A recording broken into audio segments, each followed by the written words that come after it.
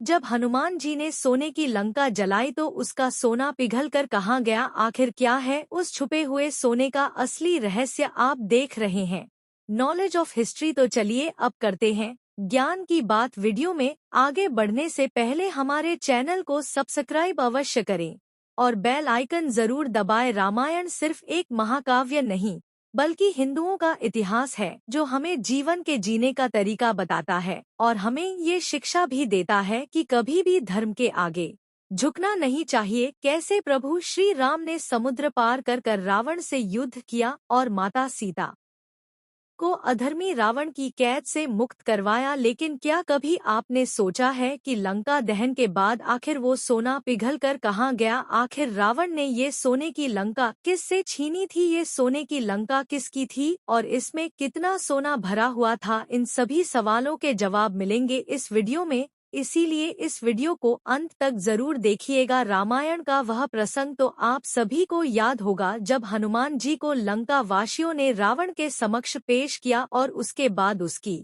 पूंछ पर आग लगा दी, जिसके बाद हनुमान जी ने भगवान श्री राम का नाम लिया और पूरी सोने की लंका को जला दिया। लेकिन क्या जानते हैं कि हनुमान जी ने पूरी सोने की लंका क्यों जलाई थी? इसके पीछे भी एक रोचक कथा है। एक बार कैलाश पर्वत पर माता पार्वती उदास बैठी थी, तब भगवान शिव ने उनके उदासी का कारण पूछा। माता पार्वती ने कहा कि हमें इस खुले कैलाश में सोना पड़ता है जहाँ दिन भर आपके भक्त और आपके गढ़ शोर मचाते रहते हैं।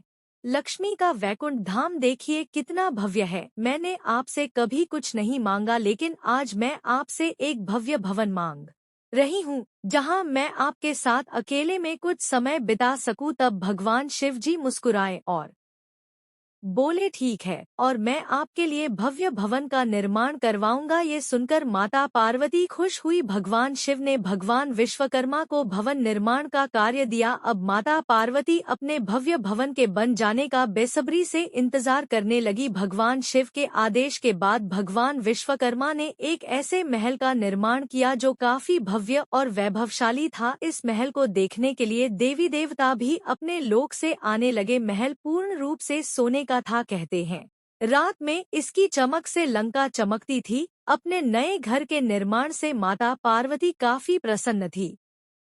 उन्होंने सभी देवी देवताओं, ऋषि मुनियों, गंधर्वों को महल में निमंत्रण दिया। सोने की महल की वास्तु प्रतिष्ठा की पूजा के लिए अब एक ब्राह्मण की जरूरत थी। उस समय रावण के पिता ऋषि विश्वेश्वरवा को बुलाया गया, लेकिन पूजा के दौरान ही ऋषि विश्वेश्वरवा को इस सोने की लंका से अति प्रेम हो गया और जब दान देने की बारी आई तब ऋषि विश्वेश्वरवा पूरी की पूरी लंका ही मांग ली। ऐसे में भगवान शिव ने पूरी की पूरी लंका उन्हें दान में दे दी। इस पर माता पार्वती भी रुष्ट हो गई और उन्होंने जाते जाते एक श्राप दिया कि आने वाले समय में जिस लंका में मैं नहीं रह पाई उस लंका में कोई भी नहीं रह पाएगा और ये सोने की प्रतिष्ठा चूर चूर हो जाएगी। और आगे चलकर ये किस्सा संपूर्ण हुआ जब विश्वेश्वरवा ने कुबेर को यह लंका सौंप दी। उसके बाद रावण ने अपने ही भाई कुबेर को युद्ध में परास्त कर ये लंका ले ली। उसके बाद उन्होंने स्वयं भगवान श्री राम की पत्नी यानी माता सीता का हरण किया, जिसके बाद भगवान शिव के अंशावतार यानी हनुमान जी ने ही उस लंका को भस्म किया। और जब भगवान हनुमान जी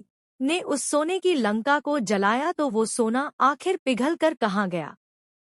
तो इसका वर्णन भी तुलसीदास जी ने रामचरित मानस की कुछ खास चौपाइयों में साफ साफ दिया है। हरि प्रेरित ते ही अवसर चले मरुत 49 अट्ठहास करी गर्जा कपि बढ़ लागी आकाश। हनुमान जी जब लंका दहन कर रहे थे तब परमात्मा जी की कृपा से 49 प्रकार की हवाएं चली थी, जिनके सहयोग से सोने की लंका जलकर भस्म यानी राख में बदल गई थी। उन 49 प्रकार की वायु के अपने अलग अलग गुण थे, जिनके सहयोग से सोना जलकर राख में बदल गया और जब हवा चली तो राख भी उड़कर लंका के महासागर में जा मिली। तो अगली बार अगर आपसे कोई पूछे कि आखिर जब भगवान हनुमान जी ने सोने की लंका जलाई थी तो सोना तो पिघलता है, जलता थोड़ी है, तो आखिर वो सोना कहाँ गया? तब तुलसीदास द्वारा लिखित यह खास चौपाइयों का ज्ञान उन्हें अवश्य दीजिएगा। अगर ये वीडियो आपको अच्छी लगी है तो लाइक कीजिए, हमारे चैनल को सब्सक्राइब कीजिए और ज्यादा से ज्यादा शेयर भी कीजिए।